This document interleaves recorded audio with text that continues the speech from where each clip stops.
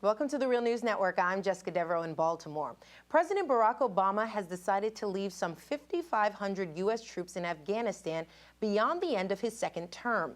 Many do not see this news as much of a surprise given recent advances by the Taliban in northern Afghanistan cities like Kunduz. But what path is President Obama putting America on? And after 14 years in this conflict, are we looking at endless war? Here to help us answer some of these questions is our guest, Anand Gopal. He is a writer covering Afghanistan and the author of the book, No Good Men Among the Living, America, the Taliban, and the War Through Afghan Eyes. Thank you so much for joining us, Anand. Thanks for having me. So, Anand, I love your book title. I mean, I think we are going to kind of have the interview go through those different perspectives that you mentioned. Let's start off with America. Do you feel that right now America has a clear objective? And if so, what is that objective? No, the U.S. doesn't really have a clear objective.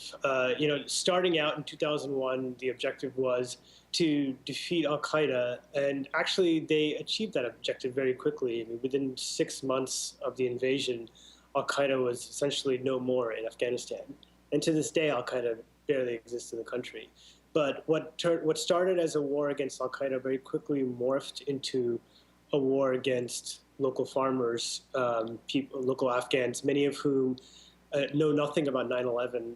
In fact, when you talk to Afghans and you ask them, why is the U.S. in your country, very often they don't know the answer to that. And so for the last 13 or 14 years, this has been a war essentially against a local insurgency. And it's almost like a sunk cost. They're sort of pouring money into this war just because they've already poured so much money into the war, not because there's a clear objective to it. What do you make of the argument that now that the United States has sort of renewed engagement in Afghanistan, that they can actually get all the players to the table? We're talking about Pakistan, the Taliban, warlords, et cetera. What do you make of that argument?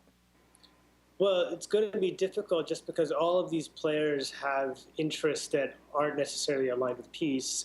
For example, you mentioned warlords. Warlords are only warlords if there's a war to fight. And the moment there's peace, they will lose their money, they will lose their weapons, and they will cease to be powerful. And so this is a major problem. It's also a problem with the Afghan government. And the Afghan government is being supported almost entirely by international funds. And government officials in Afghanistan know that if there's no fighting, if there's no Taliban, if there's no ISIS in Afghanistan, then the international community is not going to fund them. And if the international community doesn't fund them, the state will collapse. So there are entrenched interests that want to see the perpetuation of this conflict, unfortunately. The American media has also portrayed this conflict, at least when it comes to the Taliban, as not really wanting to engage in a political solution. How accurate is that portrayal, Anand? And is the Taliban ready to negotiate a peace settlement?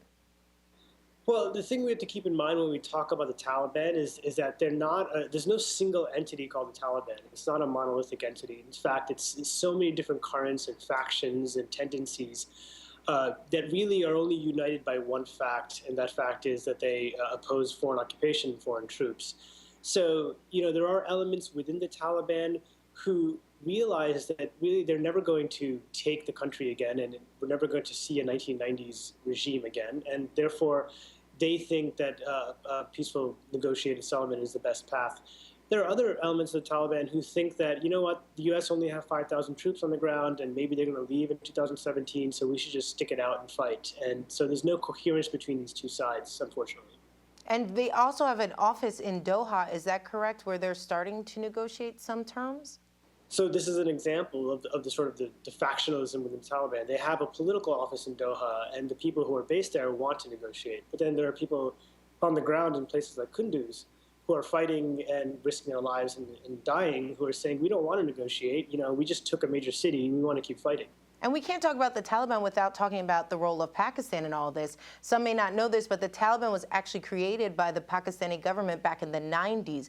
And there are some sections of the Pakistani government that have been really loyal supporters of the Taliban in Afghanistan. Anand, can you just talk about this? Because President Obama will have an opportunity to discuss all of this with the Pakistani Prime Minister Nawaz Sharif during his upcoming visit to Washington.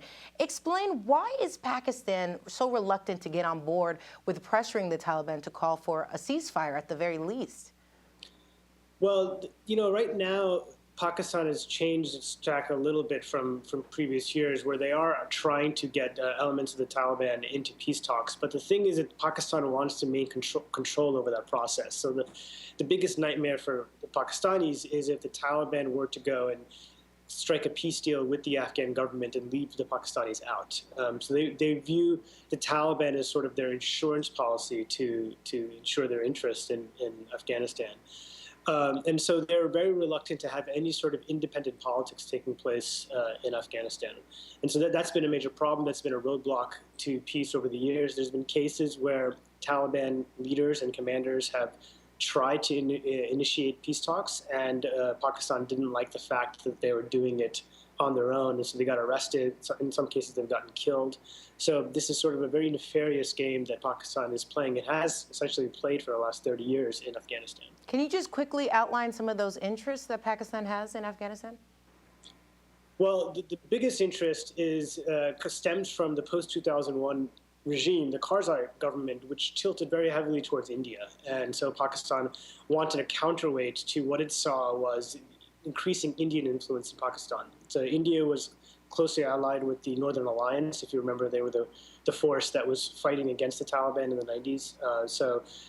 India was also allied with Karzai. And so Pakistan saw the Taliban insurgency as a way to at least pressure the Afghan government and see if Pakistani sort of interest could be maintained vis-a-vis Indian influence. That's the main sort of interest. The second is that there's many millions of Pashtuns that are living in Pakistan. In fact, more Pashtuns live in Pakistan than Afghanistan. And one of the reasons why Pakistan likes the Taliban is because the Taliban is not a Pashtun nationalist force. They're not calling for sort of the ending of the Durand Line, which is the boundary between Pakistan and Afghanistan, and a united Pashtunistan. Instead, they're calling for Islamic State in Afghanistan. So that's something that's very safe from the point of view of Pakistani elites, compared to what existed before in the 60s and 70s, which were strong Pashtun nationalist movements that actually were looking to break Pakistan apart and absorb the large Pashtun population into Afghanistan. All right, Anand, let's pause the conversation here. In part two, we'll look at the war from the Afghan perspective and understand what the interests are on the ground. Thank you so much for joining us, Anand. Thank you. And thank you for joining us on the Real News Network.